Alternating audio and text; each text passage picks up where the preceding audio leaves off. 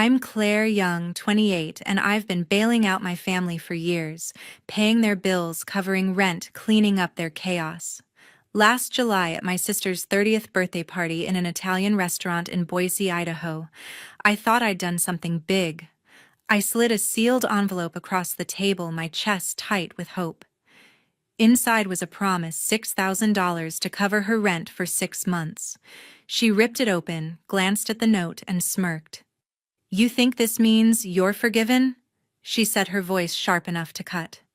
The table, my mom, my aunt, a few cousins erupted in laughter. I stood there, my face hot, my hands shaking. Forgiven. For a dumb gift I got wrong 10 years ago, I'd been paying for that mistake with every check I wrote.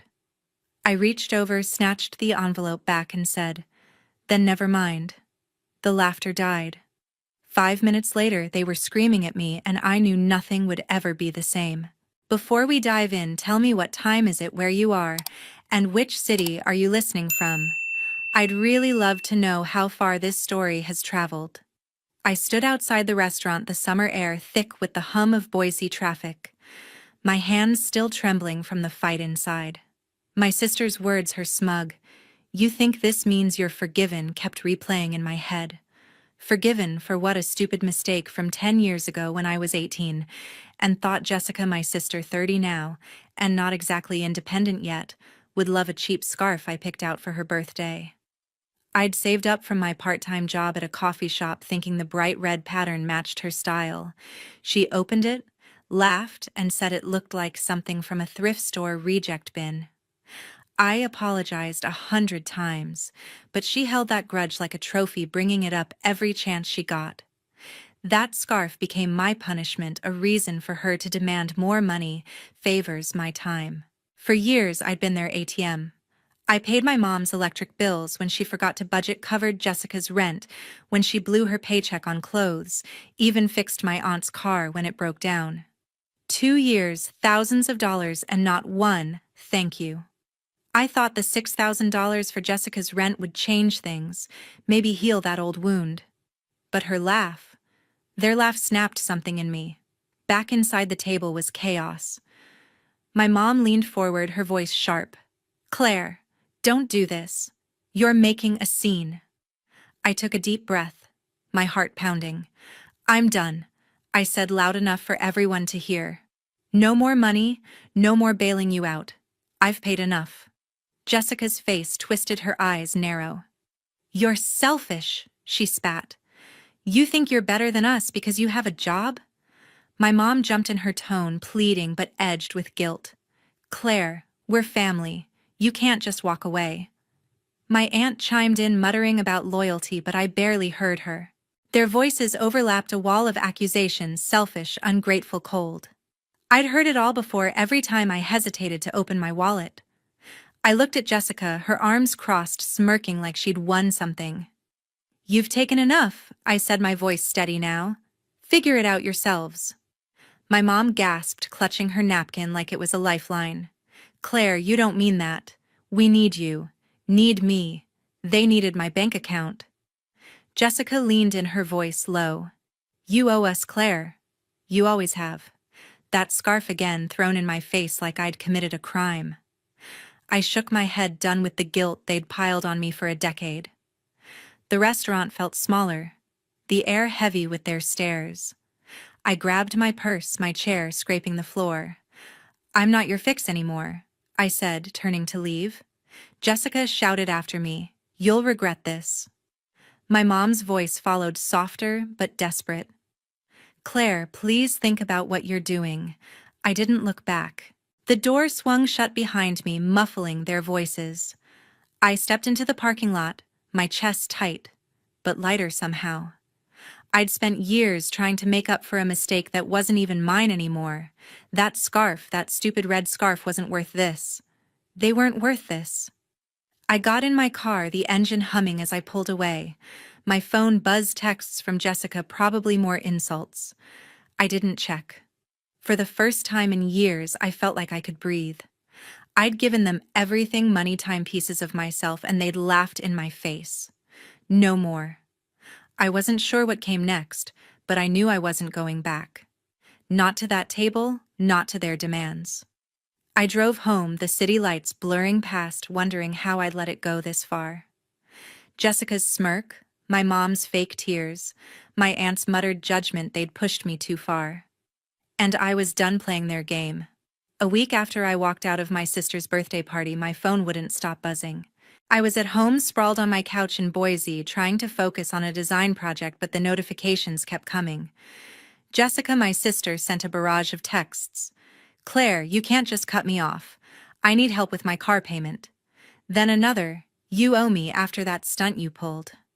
My mom wasn't any better. Her messages were longer, dripping with guilt. "Claire, we're struggling. You're all we have. How could you do this to us?" I stared at the screen, my stomach twisting. They acted like I'd betrayed them, like my years of paying their bills meant nothing. Jessica's next text pushed me over the edge. "I saw this cute jacket online. Only $200. Send it over, a jacket." She was jobless, living off my checks, and now she wanted a jacket. I opened my banking app, sent her $1, and typed, "Enough for now." My finger hovered over the send button, then I hit it. Let her figure out what that meant. My mom called minutes later, her voice shaky but sharp. "Claire, what's wrong with you? Jessica's in trouble. You can't just send her $1." I gripped the phone. My patience gone. "Patricia," I said, my voice cold, "I'm not a bank. I told you I'm done." She gasped like I'd slapped her. "You're breaking this family apart," she said. I hung up, my heart racing. Breaking the family. They'd been breaking me for years. The calls didn't stop. Jessica left voicemails, her tone switching from sweet to vicious. "Claire, come on, be reasonable," she'd say then. "You're so selfish. You know that my mom sent more texts, each one heavier with blame. We raised you better than this." I stopped responding, but every message felt like a weight, pulling me back to that restaurant, to their laughter. I'd spent years trying to fix their problems, thinking it was my job. Now I saw it clearly. They didn't want me. They wanted my money. A few days later, my boyfriend invited me to a family barbecue at his parents' house across town. I hesitated, still raw from the fight with my family, but I went. Their backyard was alive with chatter, the smell of grilled burgers and corn on the cob filling the air. Zachary, my boyfriend, squeezed my hand as we walked in. "You okay?" he asked, his eyes searching mine. I nodded, but I wasn't sure. His dad, Zachary's dad, was flipping burgers at the grill, cracking jokes about his secret sauce. His mom, Zachary's mom, set out plates. Her smile warm as she waved me over. "Claire, grab a drink, make yourself at home," she said. It felt strange, this easy kindness, like stepping into a different world. Then I met Zachary's sister Ava, a 22-year-old with a quick laugh and paint-splattered sneakers. She pulled me aside, away from the crowd. "Zach told me what happened," she said, her voice soft but direct. "Your family sounds like they don't see you. That's their loss." I blinked, caught off guard.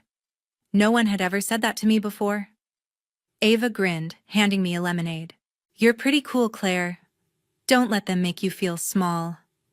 Her words hit me hard, like a door opening to a place I'd forgotten existed. I wasn't used to being seen, not like this. We sat on the grass, watching Zachary's dad argue with Zachary about grill techniques, both laughing.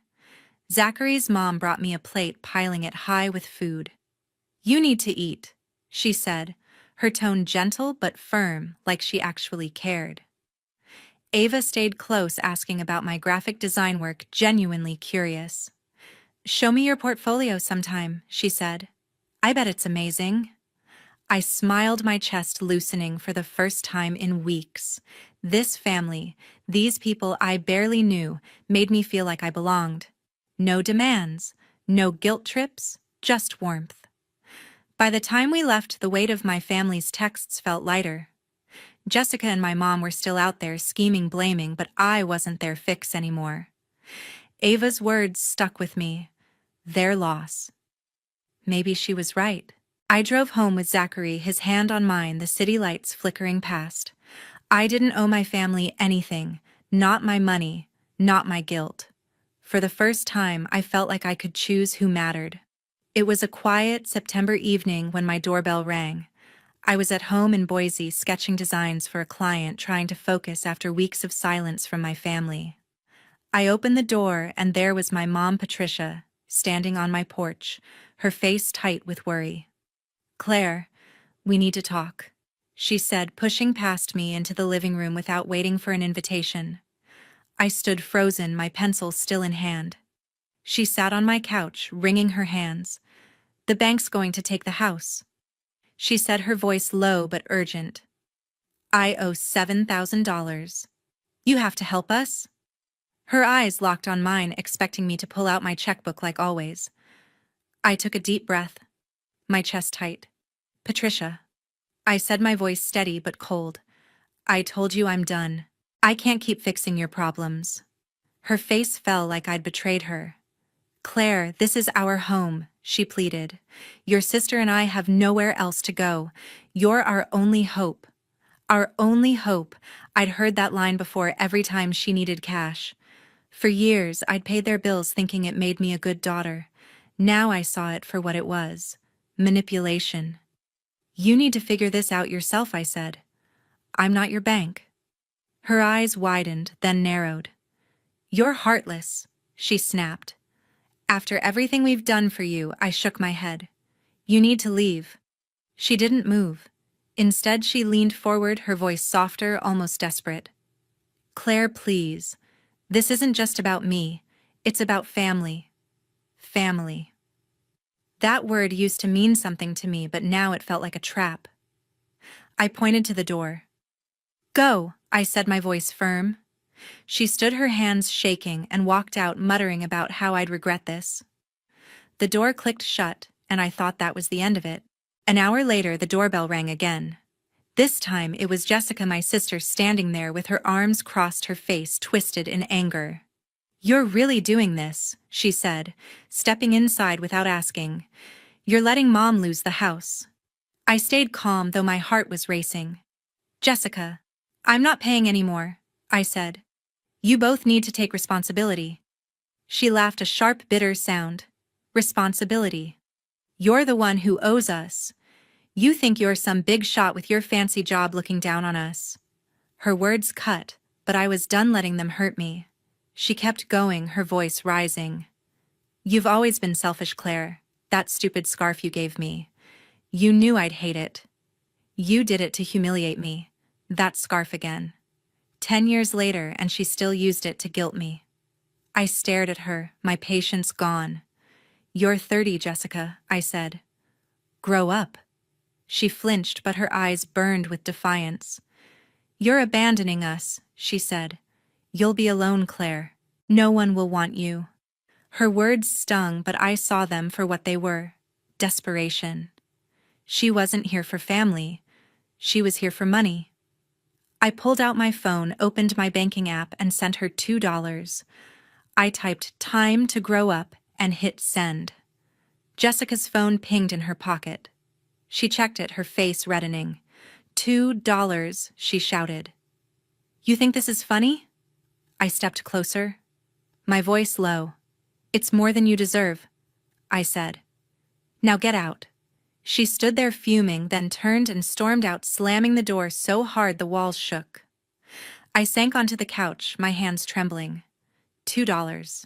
It wasn't about the money, it was about drawing a line. For years, I'd let them pull me back, guilt me into giving more. But now I was done. Patricia's pleas. Jessica's insults, they couldn't touch me anymore.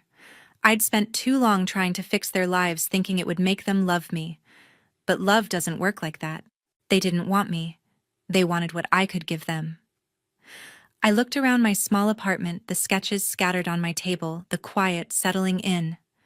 For the first time, I felt like this place was mine, not a bank for their demands. Jessica's words echoed alone. Maybe she was right. But alone didn't scare me anymore. It was early October, and I was at my apartment in Boise, sorting through sketches for a freelance project. The silence was a relief after last month's chaos with my mom and sister. My phone had been quiet, no more demands, no more guilt trips. I was starting to feel like myself again, like I could breathe without their weight on me.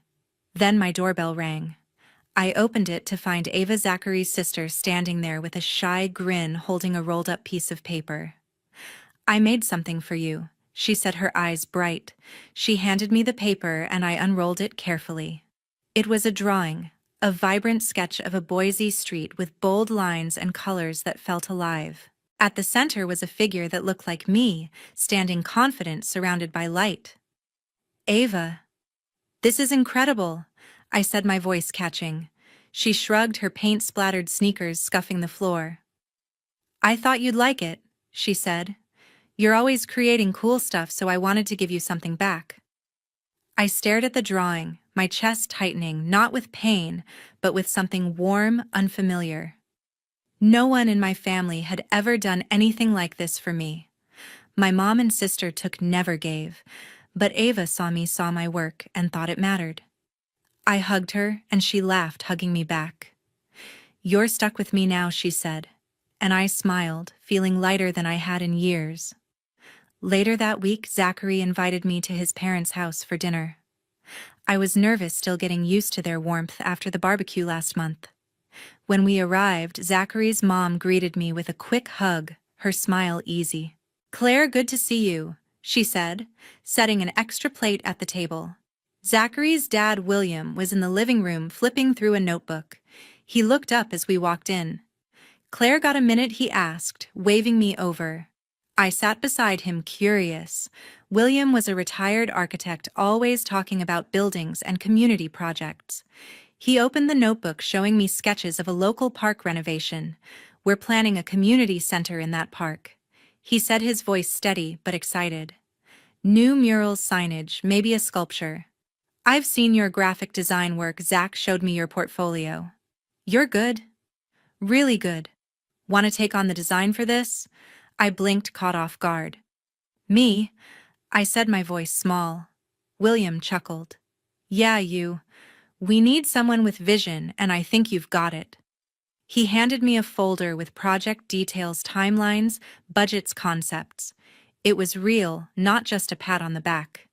They wanted me, not my money or my fixes, just me. I spent the rest of the dinner half listening to Zachary's mom talk about her book club, my mind racing with ideas for the project. Ava sat across from me, sketching on a napkin, throwing me a grin when she caught me staring. "You're gonna kill this," she whispered. Zachary squeezed my hand under the table, his quiet support grounding me. For the first time, I felt like I was part of something, like my work mattered to people who cared about me, not what I could give them. Back home, I spread Ava's drawing and William's folder on my table. The drawing was more than lines and colors. It was proof someone saw me for who I was, not what I owed. And William's offer. It was a chance to build something, to leave a mark that wasn't tied to my family's demands. I started sketching ideas for the community center, my pencil moving faster than it had in months. Murals with bold patterns, signs that welcomed everyone, a sculpture that felt like hope. I wasn't just designing for a park, I was designing for myself, for the person I was becoming. I thought about my mom and sister, how they'd tried to pull me back with their accusations. They'd called me selfish, heartless, but sitting here, surrounded by Ava's drawing and William's trust, I didn't feel like that person. I felt seen, valued, like I could finally step out of their shadow. Zachary texted me later, checking in. "You seemed happy tonight," he wrote. I smiled, typing back, I was. For years, I'd tied myself to people who took without giving. Now, I was building something new with people who believed in me. By December, Boise was wrapped in a cold snap, and I was deep in the community center project, sketching murals that would brighten the park. My life felt like it was finally moving forward, new designs, new purpose. Then I got a call from an old family friend, someone I hadn't spoken to in years. She sounded hesitant, her voice low.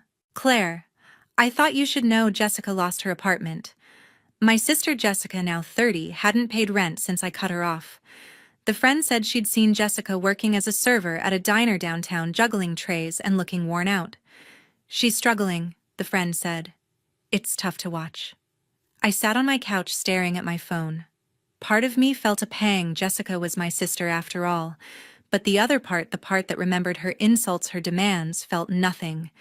She'd laughed at my help, called me selfish, and now she was facing the consequences. I didn't call her, didn't text. I'd spent years carrying her weight and I was done. The friend mentioned my mom, Patricia, too. She's in a bad spot, she said. Bills piling up, creditors calling. Apparently, Patricia had tried to reach me, leaving voicemails I never checked. I'd blocked her number after her last visit when she demanded $7,000. Their problems weren't mine anymore. I leaned back, my sketchbook open on my lap. The guilt I used to feel didn't come. Instead, I thought about the community center, how my designs were coming together. The murals were bold with colors inspired by Ava's drawing, bright, hopeful, welcoming. William had been checking in, offering feedback that pushed me to refine my work. "You're making this place special," he'd said last week. It was the kind of praise I'd never gotten from my own family. My mom and sister had only seen me as a solution to their problems, not someone with dreams of her own. A few days later, I got an email that stopped me cold. A local business owner had seen my portfolio online, thanks to William sharing it with his network. They wanted me to design branding for a new coffee shop opening in Boise, logos, menus, signage, the whole package. It was a big project, bigger than anything I'd done before, with a tight deadline and a decent budget. I read the email twice, my heart racing. This wasn't just a job. It was a chance to build my name, to show what I could do. I replied immediately, setting up a meeting for the next week. Zachary came over that night, his smile wide when I told him about the project. "You're killing it," he said, pulling me into a hug. We sat on my couch planning how I'd tackle the designs. He listened, asked questions, made me laugh with his terrible suggestions for coffee shop names. It felt so different from the conversations with my mom and sister, always heavy with demands. With Zachary, I could just be myself. No expectations, no guilt. I showed him my sketches for the coffee shop and he nodded, impressed. "This is you, Claire," he said. "This is what you were meant to do." I thought about Jessica, picturing her in that diner, balancing plates, maybe regretting how she'd treated me. Part of me wondered if she'd ever change, if she'd realize she'd pushed me away. But I didn't dwell on it. My phone stayed silent. No calls from Patricia, no texts from Jessica. I'd made my choice, and they were living with theirs. The friend had said Patricia was borrowing money from neighbors trying to keep her house. I felt a flicker of pity, but it passed. They'd had years to figure it out, years when I was there pouring my savings into their lives. They chose to take, and I chose to stop giving. The next day, I met William at the community center site. The park was bare, dusted with snow, but I could see it, finished murals on the walls, signs guiding people in. He walked me through the progress, pointing out where my designs would go. "You're not just making art," he said. "You're building something for people to come together." His words hit me hard. I'd spent so long trying to hold my family together only to be torn apart. Now I was building something real, something that mattered. I went home and started on the coffee shop project, my desk covered in sketches and color swatches. The work felt good, like I was carving out a space for myself. Jessica and Patricia were out there struggling, but I wasn't their lifeline anymore. I was my own. And for the first time, I didn't feel like I had to prove anything to anyone. It was February in Boise, and the chill in the air felt like a fresh start. I sat at my kitchen table, a map of the Pacific Northwest spread out in front of me. Zachary leaned over my shoulder, pointing at a spot near the Oregon coast. "Cannon Beach," he said. "Great views, quiet town. Perfect for a weekend getaway." I smiled, my pen circling the name. After months of work finishing the community center murals and launching the coffee shop branding, I needed a break. The idea of a trip, just the two of us, felt like a reward for everything I'd been through. Ava had already texted begging to join, but I wanted this to be me and Zachary, a chance to breathe and focus on us. Planning the trip gave me something to look forward to. We booked a small cabin by the beach, planned hikes along Haystack Rock, and even found a little cafe known for its clam chowder. Zachary was excited, his eyes lighting up as we talked about campfires and stargazing. "You deserve this, Claire," he said, squeezing my hand. I nodded, feeling a warmth I hadn't known a year ago. Back then I was drowning in my family's demands, always saying yes to their problems. Now I was saying yes to myself. That shift didn't come easy. It took a year of standing my ground, of learning what it meant to set boundaries. My sister Jessica and my mom Patricia had pushed me to my limit, demanding money, guilt-tripping me, calling me selfish when I refused. I used to think family meant giving everything no matter the cost, but walking away from their chaos taught me something different. Family isn't about who takes the most, it's about who lifts you up. Jessica and Patricia hadn't contacted me since December. No calls, no texts, no surprise visits. I heard through a friend that Jessica was still at the diner saving for a new place. Patricia was renting a small apartment, scraping by. I didn't feel the guilt I expected. Instead, I felt free. Setting those boundaries was the hardest thing I'd ever done. Every time I said no to their demands, to their accusations, I was choosing myself. It wasn't about being cold or heartless like they'd claimed. It was about knowing my worth. Ava helped me see that with her drawing and her quiet support. William, too, with his belief in my designs. They showed me what it felt like to be valued, not used. I carried that lesson with me now like a shield. I wouldn't let anyone, not my mom, not my sister, cross that line again. As I packed for the trip, my phone buzzed with an email from the coffee shop owner. The branding project was a hit. Customers loved the logos and they wanted me for another job. I smiled, tucking the phone away. My career was growing, my designs leaving a mark in Boise. The community center was almost done too, with my murals set to be unveiled in spring. I wasn't the same Claire who'd walked into that restaurant last summer, desperate for my family's approval. I was someone new, stronger, surer, surrounded by people who saw me for me. I looked at the map again, tracing the route to Cannon Beach. This trip wasn't just a getaway. It was a promise to keep choosing myself, to build a life with people who cared. Zachary walked in carrying a bag of snacks for the road. "Ready for this?" he asked, grinning. I nodded, my heart full. "More than you know," I said. To everyone listening to this story, I want to share what I've learned. Family isn't defined by blood, it's defined by respect, by love, by who shows up for you. Setting boundaries doesn't make you selfish, it makes you whole. It's okay to walk away from people who hurt you, even if they're family. You deserve to be surrounded by those who see your worth, who cheer for your wins, not just your wallet. I spent years trying to fix my mom and sister, thinking it would earn their love. But love doesn't work that way. Find your people, the ones who lift you up, and hold them close. That's the family that matters. Thank you for sticking with me through this journey. It means the world to share this with you, to know you're out there listening. If my story resonates, if it makes you think about your own boundaries or the people you choose to keep close, I'd love for you to join me. Hit that subscribe button, be part of this community. Let's keep telling stories that matter together.